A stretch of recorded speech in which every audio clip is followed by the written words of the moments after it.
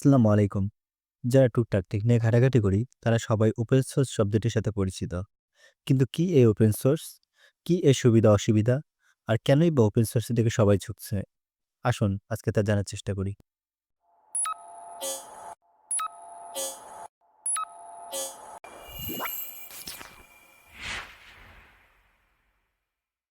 Open source software এমন এক ধরনের সফটওয়্যার যার সোর্স কোড সবার জন্য উন্মুক্ত। অর্থাৎ এটি কিভাবে তৈরি হয়েছে তা যে কেউ দেখতে, বিশ্লেষণ করতে এবং যে কেউ প্রয়োজন অনুযায়ী তা উন্নত করতে পারবে। চাইলে নিজের ব্যবহারের জন্য কাস্টমাইজ করে নেওয়া সম্ভব। ধরুন আপনি কোথাও এক কাপ চা খেলেন, সেটি ভালোও লাগলো, কিন্তু সেটি কিভাবে বানানো তা আপনার জানা নেই। এটি সাধারণ বা ক্লোজ সোর্স সফটওয়্যার। অন্যদিকে ধরুন আপনাকে চায়ের সাথে তার রেসিপি দেওয়া হলো। এক্ষেত্রে আপনার কাছে সেই রেসিপি অনুসরণ করে সেই একই সাথে চা বানানোর সুযোগ আছে। এটাই ওপেন সোর্স সফটওয়্যার। আমরা অনেকেই হয়তো জানি না, কিন্তু আমাদের চারপাশে অসংখ্য জনপ্রিয় সফটওয়্যার রয়েছে যেগুলো ওপেন সোর্স। তাহলে চলুন কিছু পরিচিত ওপেন সোর্স সফটওয়্যারের উদাহরণ দেখে নেওয়া যাক। বেশিরভাগ আমরা সবাই অ্যান্ড্রয়েড ব্যবহার করে থাকি। এই Android open source operating system. এর সোর্স কোডের উপর ভিত্তি করে বিভিন্ন কোম্পানি যেমন স্যামসাং, শাওমি ইত্যাদি কোম্পানি ওয়ান ইউআই বা হাইপারওয়েস এর মতো ইউআই ডেভেলপ করেছে। বহুল ব্যবহৃত ব্রাউজার গুগল ক্রোম মূলত ক্রোমিয়াম প্রজেক্টের উপর ভিত্তি করে বানানো। এই chromium open source. Microsoft Edge, brave এর মতো জনপ্রিয় ব্রাউজারগুলো ক্রোমিয়ামের উপর ভিত্তি করে বানানো। এছাড়া আরেক জনপ্রিয় browser Mozilla Firefox open source browser. যদিও ম্যাক্সিমাম সবাই উইন্ডোজ ব্যবহার করে, যা ক্লোজ সোর্স, কিন্তু এর ওপেন সোর্স অল্টারনেটিভ লিনাক্স। এটিও এখন বেশ জনপ্রিয়। মজার বিষয়, অ্যান্ড্রয়েড কার্নেল হলো লিনাক্স কার্নেল। সহজ ভাষায় বলা যায় অ্যান্ড্রয়েড এর পিছনেও লিনাক্সের ভূমিকা আছে। এছাড়া বহুল ব্যবহৃত video audio player VLC media player বা জনপ্রিয় সিএমএস ওয়ার্ডপ্রেসও ওপেন সোর্স। এখন অব্দি যতগুলো কথা বললাম প্রতিটির সোর্স কোড ডিসক্রিপশন বা পিন কমেন্টে দিয়ে রাখবো, কারো ইচ্ছা হলে চেক করতে পারেন। ওপেন সোর্স সফটওয়্যার এখন এত জনপ্রিয় কেন তা বোঝার জন্য আগে সুবিধার দিকগুলো দেখতে হবে। সাধারণত ওপেন সোর্স সফটওয়্যারগুলো ফ্রি ও লাইট ওয়েট হয়ে থাকে।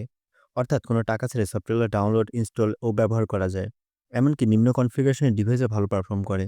তবে কিছু কিছু ক্ষেত্রে কোম্পানিরা কিছু ফিচারের জন্য চার্জ করে। আবার লাইট ওয়েট হওয়ার পাশাপাশি কিছু সফটওয়্যার ভারীও হয়। মনোপলি টার্মটির সাথে হয়তো অনেকে পরিচিত আছে। এর মানে বোঝায় একচেটিয়া নিয়ন্ত্রণ। ভাবুন তো, আমরা যদি মাত্র কয়েকটি কোম্পানির উপর পুরোপুরি নির্ভরশীল হয়ে যাই, তাহলে কি হতে পারে? ফেসবুকে সার্ভার ডাউন হওয়ার কারণে কোটি কোটি টাকার ক্ষতি হয়েছিল। এটি তার বাস্তব উদাহরণ। এই নির্ভরশীলতা কমানোর অন্যতম উপায় হলো ওপেন সোর্স সফটওয়্যার ব্যবহার করা, যেখানে কোনো একক প্রতিষ্ঠানের উপর নির্ভর করতে হয় না। ওপেন সোর্স সফটওয়্যার কোড সবার কাছে উন্মুক্ত থাকার ফলে বিশ্বের বিভিন্ন ডেভেলপার বাগ ও সিকিউরিটি ইস্যু খুঁজে বের করতে সাহায্য করতে পারে। এর ফলে দ্রুত বাগ ফিক্স ও সিকিউরিটি আপডেট পাওয়া যায়। বর্তমান সময়ে তথ্য সবথেকে গুরুত্বপূর্ণ। ক্লোজ সোর্স সফটওয়্যারগুলোর ক্ষেত্রে সিস্টেমে কোনো ত্রুটি থাকলে তা কোম্পানি নিজ থেকে দেখে, নিজ থেকে সমাধান না করা পর্যন্ত কিছু করার থাকে না। এদিকে ওপেন সোর্স সফটওয়্যারগুলো সবকিছু উন্মুক্ত থাকার ফলে কোনো ত্রুটি যে কেউ বের করতে পারে, তা ধরিয়ে দিতে পারে, প্রয়োজনে তা নিজেই সমাধান করতে পারে। এছাড়াও অনেক ক্ষেত্রে ক্লাউড ভিত্তিক সফটওয়্যারগুলো সার্ভার সাইড উন্মুক্ত থাকে, যার ফলে নিজের সার্ভারে তথ্য হোস্ট করে শতভাগ নিশ্চিন্ত থাকা যায়।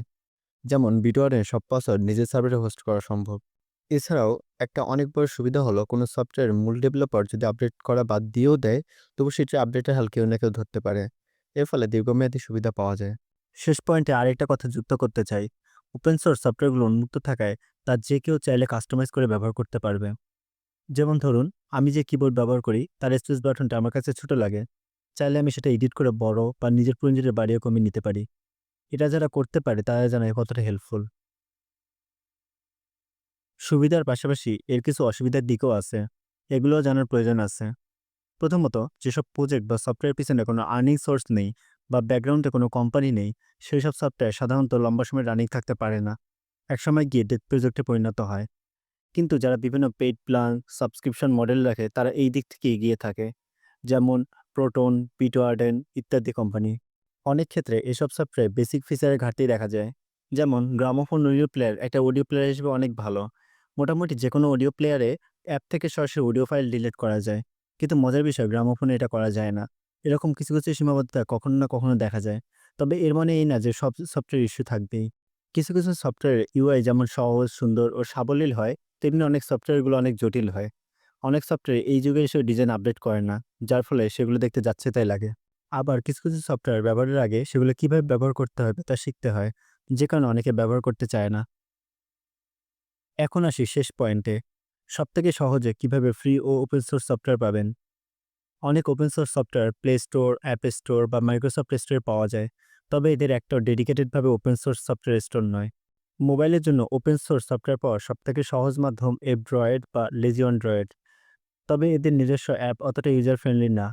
এক্ষেত্রে ডয়ডিফাই, নিউ স্টোর এর মতো ক্লায়েন্ট ইউজ করতে পারেন। এর মাধ্যমে সম্পূর্ণ প্লে স্টোর বা অ্যাপ স্টোরের মতো করে অ্যাপ ইনস্টল বা আনইনস্টল করতে পারবেন। এখন কেউ বলবে, "ভাই GitHub, GitLab কেন বললাম না?" কারণ এগুলো কোড লাইব্রেরি, অ্যাপ লাইব্রেরি না। তবে যারা কম্পিউটারের জন্য সফটওয়্যার খুঁজবে তাদের জন্য GitHub বা GitLab টাইপের প্ল্যাটফর্মের বিকল্প নেই। এর বাইরে সফটওয়্যারগুলো তাদের অফিসিয়াল ওয়েবসাইট অনেক সময় সব ধরনের বিল্ড প্রোভাইড করে থাকে। এছাড়া ওপেন সোর্স সফটওয়্যার পাওয়ার আরেকটি সহজ উপায় হলো আমাদের নিজস্ব ফ্রি ও open source library MNR FOSS। এখানে আমি মোবাইল ও কম্পিউটার উভয়ের জন্য সফটওয়্যার সাজিয়ে রেখেছি। আপনি আপনার প্রয়োজনীয় টাইপ অনুযায়ী সার্চ করে বা সফটওয়্যারগুলোর নাম লিখে সার্চ করেও সফটওয়্যার পেয়ে যাবেন ইনশাআল্লাহ। তাহলে আজ এই অবধি। নেক্সট কোন টপিকের উপর ভিডিও বানাতে পারি তা চাইলে আপনারা কমেন্ট করতে পারেন। আল্লাহ হাফেজ।